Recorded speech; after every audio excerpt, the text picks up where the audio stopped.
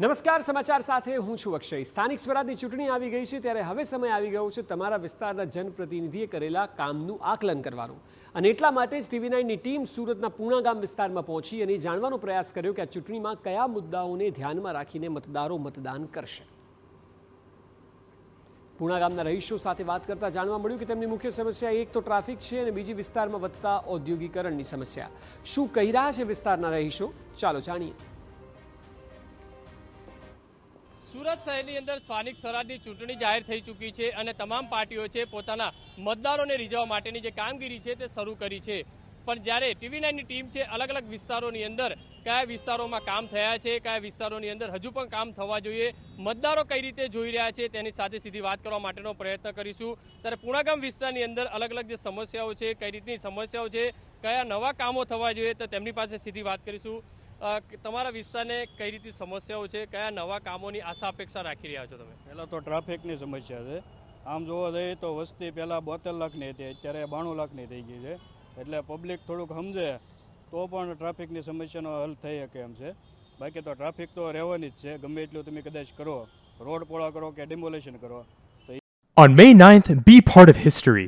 Chinmaya Geeta Samarpanam, a global Guinness World Record official attempt. Together, join online and let's chant Gita chapter 15, just 20 verses, simply read from the screen. Don't wait, register today. એ તો કંઈ શક્ય છે નહીં। 5 વર્ષ પહેલાં પૂણા ગામ વિસ્તાર resident વિસ્તાર હતો, અત્યારે ઇન્ડસ્ટ્રી વિસ્તાર થઈ ગયો। ઇન્ડસ્ટ્રી વિસ્તારના કારણે જે 2014માં જે પાટીદાર સમાજનો ગઢ કહેવાતો 70% પાટીદારો આ વિસ્તાર છોડી દીધો। શું કામ છોડી દીધો?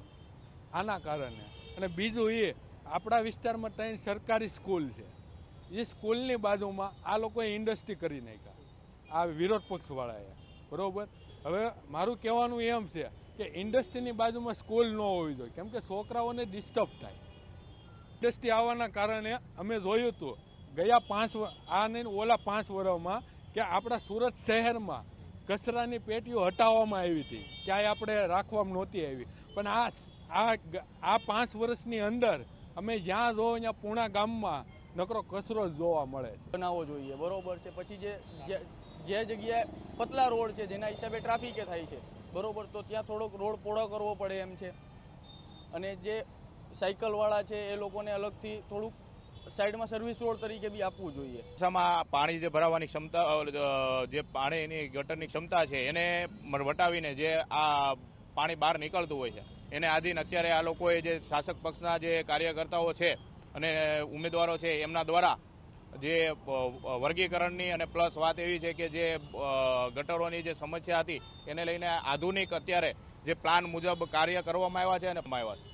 જે રીતે સ્થાનિક લોકો કહી રહ્યા છે તે પ્રમાણે અનેક સમસ્યાઓ છે, તેની સામે કેટલા જે કામો છે તેને પણ હવે નિકાલ થઈ રહ્યા છે। હોસ્પિટલોએ વગેરે જે છે, જે ગટર લાઇન છે તે મજબૂત નાખવામાં આવી છે। આ તમામ બાબતોને લઈને ત્યારે હવે લોકો કઈ રીતે જોઈ રહ્યા છે અને આવનારા ઉમેદવારો આ તમામ જે દાવાઓ છે તેની ઉપર કઈ રીતે કામગીરી કરશે। કેમેરામેન સંજય ચંડેલ સાથે બલદેવ સુથાર, TV9 સુરત।